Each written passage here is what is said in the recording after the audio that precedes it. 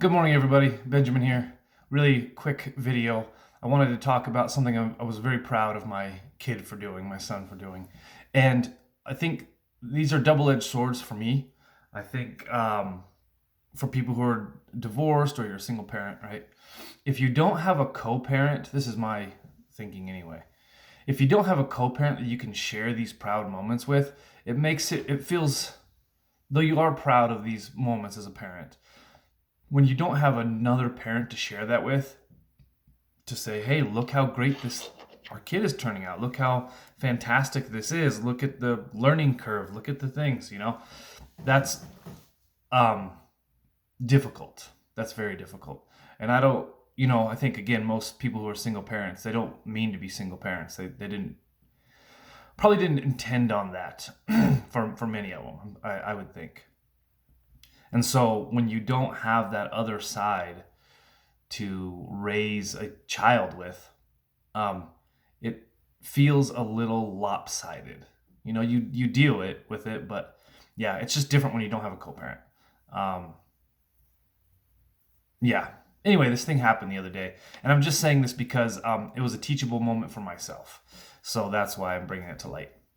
My son and I, we were at a friend's house. And they've got a couple kids, a few houses down, and we were playing with their kids. And we went to the park over here and kind of walked around the area down here, and we came back and we were in their backyard uh, playing, and they were jumping on the trampoline. I was talking to the dad and things like that. And then we're walking home, and my son stops me and he says, "Dad, um, I have to tell you something." I said, "Yeah, buddy, what is it?" And he pulls out a little figurine out of his pocket and he hands it to me. And he says, "Dad, I took this." And I said, "Well, son, are they letting you borrow it or are they letting you have it? What happened?" And he says, "No, Dad, I took it." And he didn't want to say, I could tell he didn't want to say he stole it, right? And he starts crying. And so I get down on one knee and I say, "Son, you take this without anybody knowing. Did you steal this, son?" And he says, "Yes." Then he breaks out and he starts crying, and he's hugging on me, man. Ugh, just kills me. And he's hugging me, and I out of remorse, he felt bad. And I just told him, I said, "Son, you can tell me anything forever. You can tell me anything that you want forever." And I said, "As long as you're telling me the truth as best as you can, I will always be in your corner. I'm always on your team. I'm always back you. I always believe in you. And you never have to worry about telling me anything. You can tell me everything, son." And I said, "I love you." And he says, "I love you too, Dad." And I said, "Okay, bud, we got to go make it right." So we walked back through the gate, and he puts it back, right? And I didn't go and knock on the door, and all the kids run to the door and all this, and hey, my son took, you know what I mean? Like, he took this thing. It's not, far be it from me to bring his faults to light. Um, in that, I don't want to bring shame in on top of the remorse that he was always feeling. I don't want to point that out, and that's not right. That wouldn't be right. And so he just quietly went and put it back inside the gate, and then we shut the gate and we walked home. And of course, I don't bring it up again. Like, it's done. And he said his piece, and he had remorse, and he um, wanted to make it right with me. And in turn, I helped him make it right by taking it back. And as an adult, and I had to check myself, because as an adult, it's like, it starts as a child with a little figurine, right? And that's where the things start, the lying or the whatever it is starts, right? But as adults, the things that we get into that are wrong have deeper consequences, right? And so it's not a figurine, it's a host of other things that have really high consequences.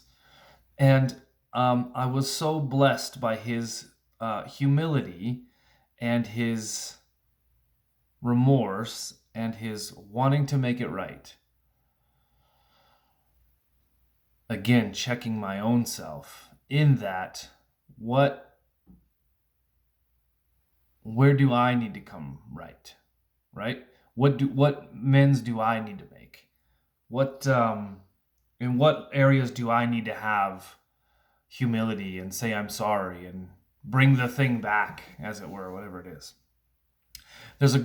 I'm done. There's a great little quote here that I read some time back, and it says, it's, I guess, two different points of view. One would say like a religious point of view, and the other one would say like a um, love of God point of view, right? There's kind of a difference there. And one point of view is, I messed up, my dad is going to kill me.